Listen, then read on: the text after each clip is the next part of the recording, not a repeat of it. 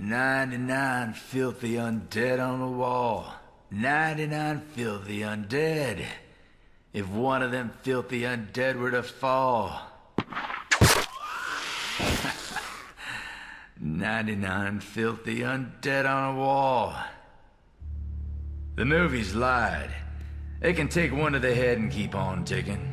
The dead keep rising, the buzz fades. Every day it's the same thing. Drink, shoot, ride, shoot, drink. Like a hamster on a wheel. Around and around we go. Do you ever do that? Keep going when it serves absolutely no purpose? When it's already clear you're not making any kind of difference? A reasonable man might say, this isn't working. I gotta change things up. He would do things differently, look for a way to break the cycle, find a way to give those things closure, instead of being stuck in this endless grind. But I write for a living. I make millions repeating myself. What's your excuse?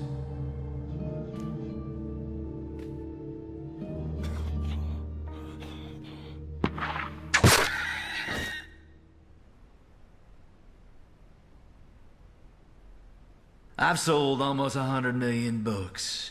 That number baffles even me. It's not like I write for anyone but myself. I'm not what you'd call a populist.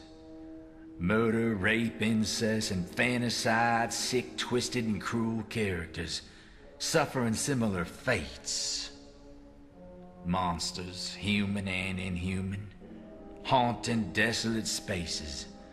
A world controlled by misanthropes, torn asunder, reduced to bodily fluids, and still, people keep reading.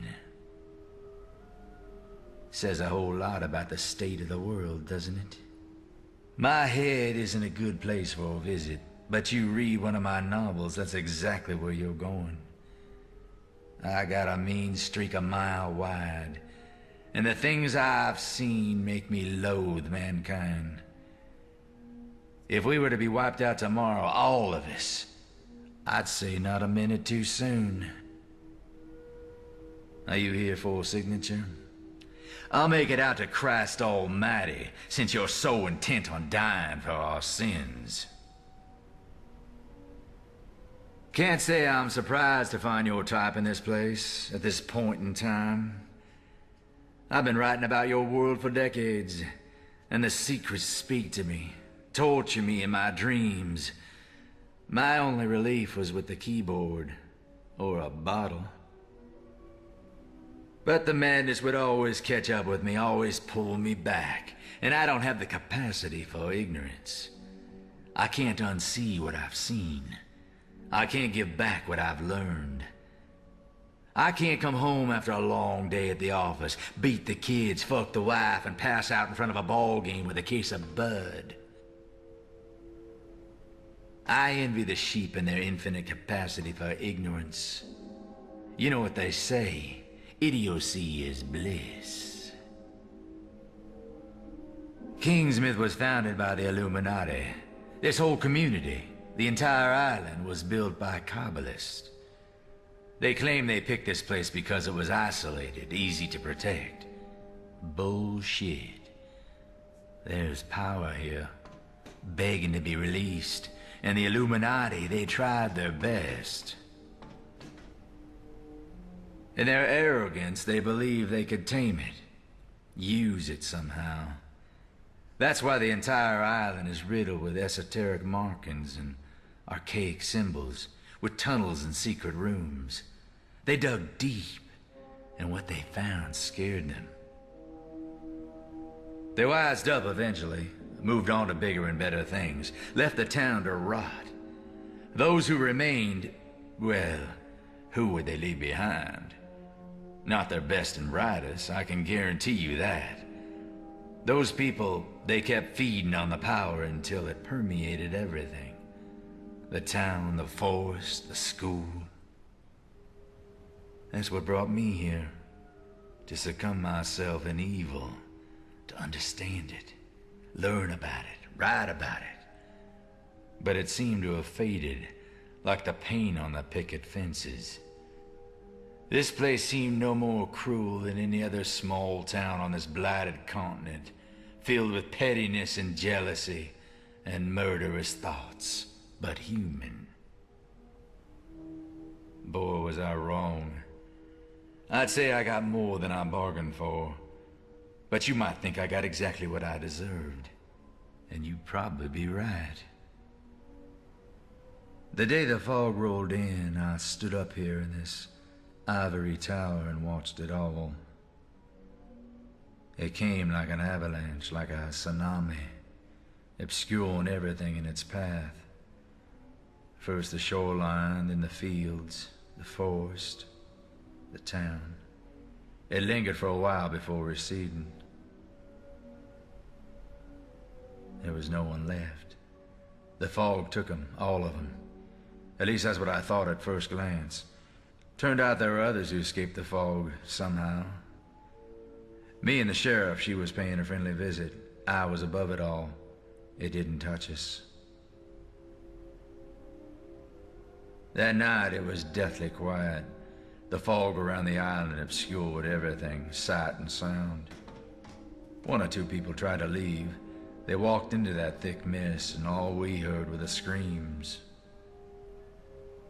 The next morning with the dawn came the townsfolk returning from the sea, like one of my stories, followed by what the Wabanaki once called the Pale Men, the Draug.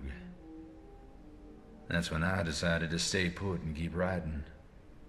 There's a strange inspiration to be found in imprisonment.